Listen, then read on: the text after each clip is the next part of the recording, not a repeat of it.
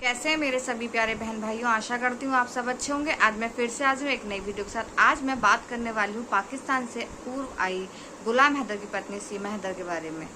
तो मेरे पास एक वीडियो क्लिप आया है जो नया है और कुछ थोड़ा पुराना भी है, तो मैं वो आपके साथ शेयर करना चाहती हूँ, जिससे आपको कुछ बातें जो पुरानी है वो भी याद आने लगें, और जो कि इस केस से जुड़े हुए बहुत सारी ऐसी बातें हैं जो आपके दिमाग में अब पॉजिटिव हो रही होंगी, लेकिन इस वीडियो को देखने के बाद आपको लगेगा कि कितना बदलाव आया है जीवन में।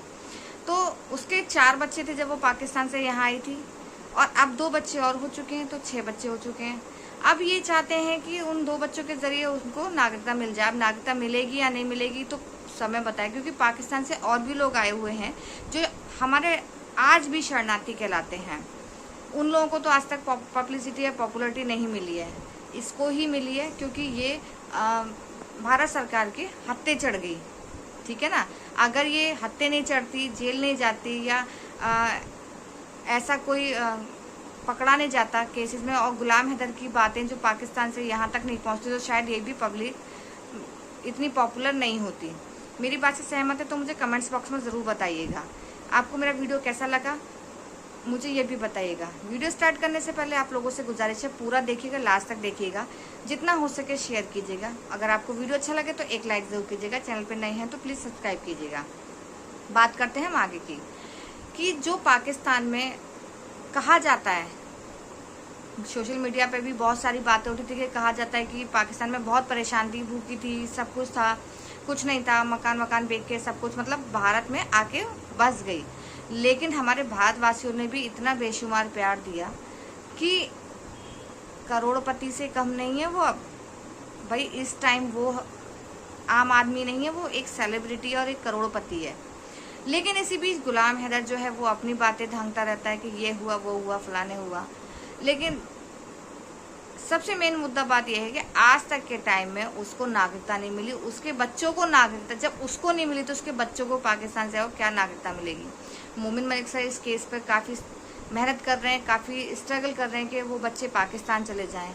3 साल तो हो चुके हैं, अब आने वाला वक्त तो बताएगा कि कितने साल और लग सकते हैं। तब तक बच्चे जवान हो जाएंगे, बड़े हो जाएंगे, कहने का मीन्स ये है। तो उनका भी क्या थॉट निकलेगा, क्या थिंकिंग निकलेगा, वो तो समय बताएगा। अब आते हैं मेन मुद्दे पे, कि पहले की वीडियो में आपको वीडियो क्लिप दिखाऊंगी, उसमें देखिएगा कि इसकी जब ये स्टार्टिंग में आई थी तब इसकी हालत कैसी थी। इसके बच्चे छोटे थे उस टाइम पे, तो इसके साथ क्या व्यवहार होता था। व्यवहार अब भी होता होगा इसके साथ, लेकिन जब से मकान बनाया इसका, जब से ये अलग शिफ्ट हुई है, तब से थोड़ा सा ये संतुष्टि में है। लेकिन जब एक ही घर में रहते थे तो शायद इसके संग वही सब होता था।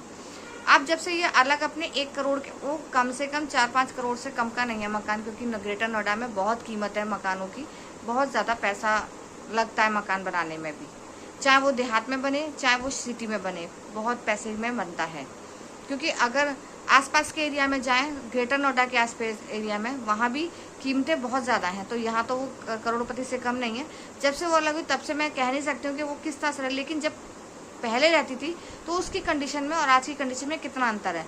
तो मेरे पास पहले का वीडियो मैं आपको दिखाती हूँ कि ये पहले किस तरह से रहती थी और कितना रोती थी, और अपने पाकिस्तानी भाइयों को कितना याद करती थी। याद तो वो अब भी करती है। अब देखा आपने, बिल्कुल मेकअप जो होता है ना, बिल्कुल अपने पाकिस्तान जैसा ही करने लगी है, कुछ भी बदलाव नहीं आया। जैसी वहाँ पाकिस्तान में रहती थी वो यहाँ भी ऐसी रहती है।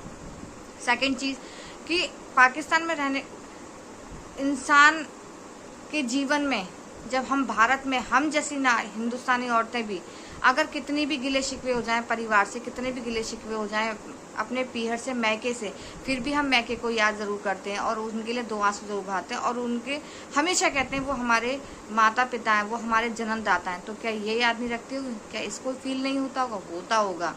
इसीलिए मेरे पास एक वीडियो है। और जब से उस मकान का, कहते हैं बच्चों को भी परेशान किया जाता था, सब कुछ होता था, लेकिन बच्चों को इसने ये नहीं कर सोचा कि कभी भी कि मैं अब इनके पापा के पास भेज दूं या ये कर दूं। लेकिन गुलाम हैदर अभी भी चाहता है कि उसके बच्चे मिल जाएं। तो वैसे मेरी राय तो यही रहेगी कि ये नागरिकता इसको यहाँ बच्चों को मिलने वाली नहीं है, और बच्चे जो है परेशानी रहेंगे आने वाले समय, चाहे कितना भी अलग हो जाए, लेकिन बच्चों को स्ट्रगल करना पड़ेगा। क्योंकि कब तक ये यूट्यूब ये सब चलेंगे, ये भी एक टाइम तक ही चलते हैं, उसके बाद ये भी बंद हो जाते हैं। तो आने वाला समय क्या कहता है, बच्चे गुलाम हैदर को मिलेंगे या नहीं मिलेंगे। इससे पहले मेरे पास एक वीडियो है, वो आपको वीडियो क्लिप दिखाती हूँ, फिर हम आगे बात करते हैं। और आपको मेरा वीडियो कैसा लगा मुझे कमेंट्स बॉक्स में ज़रूर बताइएगा। आइए देखते हैं वो वीडियो जिसमें ये इस मकान में नहीं दूसरे मकान में रहती थी तो कितनी परेशान होती थी। तो आइए देखते हैं वीडियो। कमरे में भी जब 50 दिन वहाँ तो वहाँ अधमरी छोड़ दिया। लोगों ने आके मुझे मुंह में पानी डाला था, तभी लोहे के डंडे क्या किया था। मुन्नी रो रही, मुन्नी को इतना जोर से थप्पड़ मारा भैया, मुन्नी की पीठ के 5 अंगुलियां छप गई सचिन की। वही बच्चे हैं, एक दिन जो है नहीं मीडिया के सामने बोले कि हमें पाकिस्तान जाना है। नहीं, क्योंकि मैंने रोक रखा था, मैंने कहा था तेरी मम्मी को मार देंगे जो तुम लोगों ने बोला। तो मेरी माँ के लिए बोलते थे वो। मेरे बच्चे रोते हैं भैया, कि मुझे मार खाता देखते हैं। सारे बच्चे मुझे गले लगाते हैं, मम्मी को मत मार, मम्मी को मत मार। दुनिया के जो है बच्चे रोते हैं, ऐसा कर रहे। उससे बड़ा दुख जो है ये दे रहे हैं। उससे बड़ा, बहुत बड़ा बेबस हो के मैं रोती हूँ। मुझे जब निकालते मैं कहाँ जाऊँ बताओ, सही बात। जैसे निकालते हो तो कहाँ जाऊँ, हमने सारी होता कोई ठिकाना तो एक पल में चली जाती, एक मार में चली जाती। निकालते हैं, बालों से घसीटते हैं भैया, तकलीफ होती है। इस तरह दर्द से ज्यादा तकलीफ इस तरह वाली दर्द होता है। इस तरह से जो है उस जालिम ने भी कभी नहीं, उसने कभी नहीं, कभी इस तरह कभी नहीं करा था। हमने कभी नहीं घसीटा, मारा भड़के ने बहुत, बट इस तरह नहीं। वो तो सचिन मार रहे हैं, बिल्कुल मरने जैसा छोड़ रहे हैं, बिल्कुल बेहाल हो जाती फिर छोड़ते हैं। बोलती मैं हाँ तो बात ही गलत है। सचिन जितनी देर बोलती मेरी नजर सचिन में रहती कि गलत का सीधा ना बोल दे, इनको बोलने तक नहीं आता था। लोग कहते सचिन को क्या देखती रहती, सचिन को यही देखती कहीं गलत ना बोल दे। और जब इनको बोलना नहीं आता था मैं इनका हाथ दबाती थी, पीछे कान में बोलती थी कि ये बोलो। वही बोलो ना, को बचाने के लिए मैंने पता नहीं क्या से कितने झूठ बोले, पाकिस्तान को गाली दी, लोगों को गाली दी, सिर्फ सचिन को बचाने के लिए। जिसमें इंसान मुन्नी झूठ बोल रही आपसे। ले पापा ने मारा था। पापा ने मारा था, किस बात के लिए? कि मम्मी फोन कर रही थी। अच्छा, मम्मी ने गलती करी इसलिए मम्मी को सजा मिली। मुन्नी ने सच बताया है सबके सामने, मुन्नी किसी से नहीं डरती है और मुन्नी की ईमानदारी। तुम्हें जिंदा ना मिलती, पर मैंने दरवाजा बंद किया तो उन्होंने पूरी खिड़की तोड़ के खिड़की से कूद के आए मारने को। सही बात है। पूरी तोड़ दी, लोहे निकाल दी, खिड़की के गेट पे तोड़ के वहीं से घुसे हैं अंदर मारने को। अगर मैं दरवाजा बंद ना करती तो जो लोहे का उन्होंने नल का निकाला हुआ था, वो जहाँ से नल चलाते हैं वो मार रहे हैं मेरे ऊपर। मैं आपको बताती हूँ, जब भी रोज मारते हैं ना, संदीप भैया को कॉल करती हूँ, रोती हूँ। फिर संदीप भैया मम्मी से बात करते हैं, यहाँ कई बार सत्या के हाथ जोड़ के गए हैं कि मत करो ऐसे। कोई बार हाथ जोड़े, पैर तक पड़े हैं वो बेचारे। मैं झुक गई, जैसे जैसे जो कहते हैं ऐसे उठो ऐसे बैठो, मैं वैसे कर। बस इतना कहती हूँ कि जब मुझे नींद आएगी मैं लूडो वूडो खेल लूंगी 11-10 तक, मुझे जागने देगा नहीं।